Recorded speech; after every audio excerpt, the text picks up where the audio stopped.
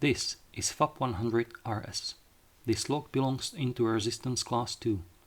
It should resist for at least 3 minutes when attacked by an occasional thief equipped only with small tools and brute force. The thief has only limited knowledge of the lock and tries to stay quiet. This lock features FAB's response to dynamic attacks like bumping and pick guns, the RBC pin.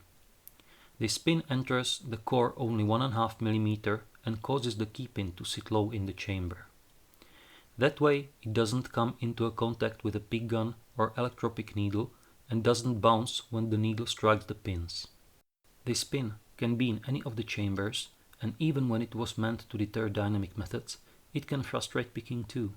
You might miss the pin, or when at the back of the lock behind some high-cut pin, it can be pain to pick even with a very deep hook. Also, sometimes it tends to creep up as the picking progresses, so it pays off to check it, especially when nothing else is binding. What is also interesting, the RBC pin binds first because its lower part diameter is 3.4 mm wide, while normal drivers are 3 mm wide. The Bible chambers are drilled to allow either of the drivers, so the RBC pin is bound to bind first. When set, it causes noticeable core rotation, similar to a false set. If you happen to overset another pin when setting the RBC pin, most of the time just slight release of the tension frees the overset pin while retaining the RBC pin in the set state. Other notable feature is signaled by the RS designation. It means a modification of the usual method of the key insertion depth control. The key doesn't have a shoulder, but has a notch on the tip of the key. At the back of the core, there is a groove that holds a small piece of the steel wire that interacts with a notch in the key and acts as a stop. This feature doesn't influence picking of the lock, although it prevents use of usual pinning shoe. When disassembling a W row format cylinder, a segmented follower is needed.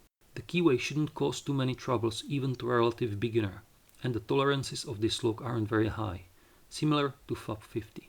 Compared to it, only one spool is exchanged for the RBC pin, and as far as picking is concerned, it's very similar. The key blanks are freely available, so there is no protection against unauthorized key copying, and also there is no anti-drill protection in it. Price of FAB100 is fairly low, at roughly 10 euros for a W row cylinder. And now, let's see it in action. This is FAB100.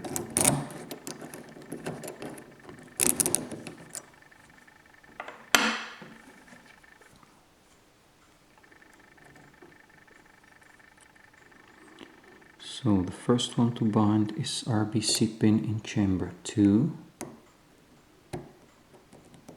Okay, seems to be set to nothing. Or number 3. Number 4 is binding. Nice click. Number 5 again.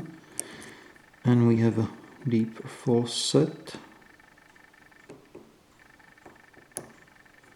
See number 1.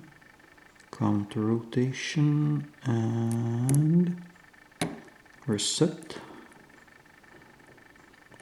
Now number 3 is the last one, I guess. Again counter rotation and we are open.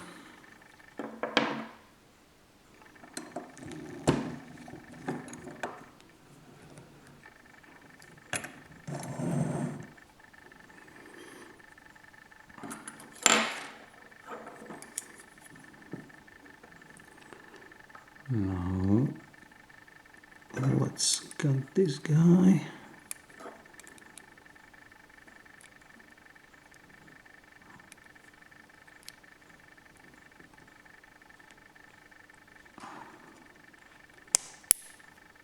Which is a bit easier to say than do, especially when the core is open. I'll lock it back, it will be easier.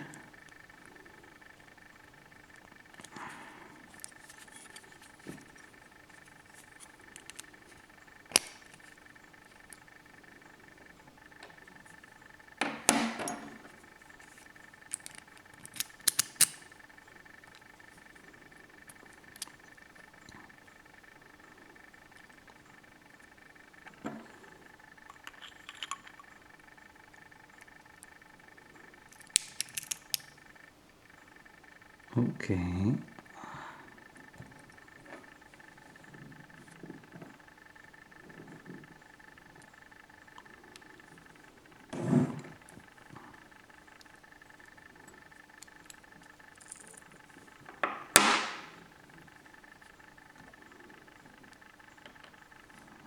Number 1, 2, 3, 4, and 5. Here you can see the key stop.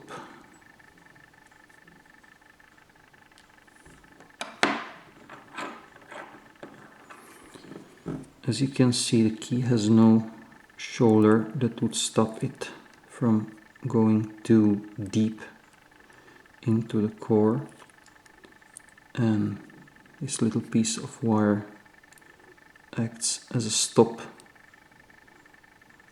It stops the key at the right position to open the lock. The core itself has no modifications in their chambers.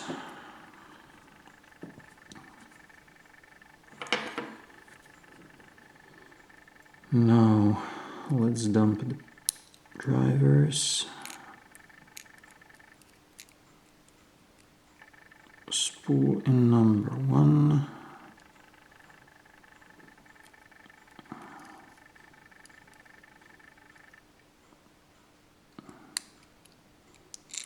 There's the RBC pin.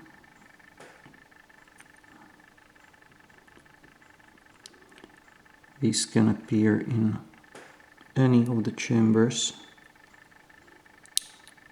One of these slots had him even in the chamber 1,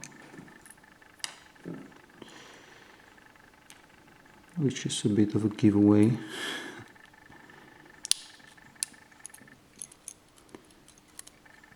Okay, there's standard.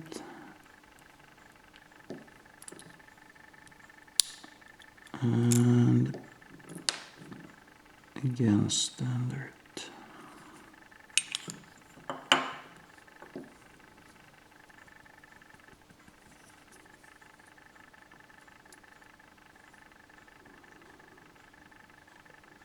Another specialty of FAB locks are these long springs. That makes assembly sometimes a bit more fun than one would like.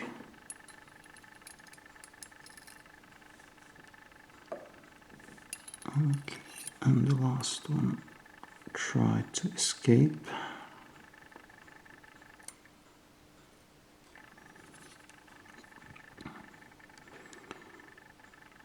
The Bible, as usual, no specialties there.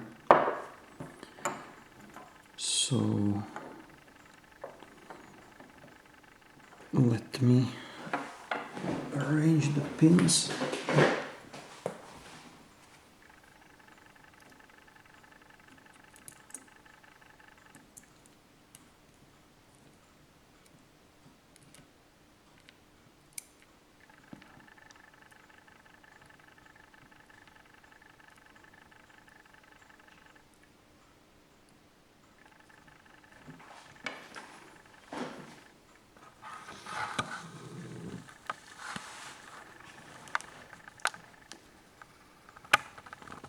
So, as you can see, the key pins are all standard. The RBC pin in chamber 2, it's made in such a way that only the small part, the upper part of the pin enters the core, so the key pin itself sits very low in the keyway, so this is actually protection against bumping and also other dynamic methods of opening the lock. Here you can see the bitting is quite funny, especially the low chamber too. It really needs a very deep hook. Or sometimes if you overset the pins in front of the RBC pin, its sort of offset is so deep that usually just by letting off the tension you can let these pins drop.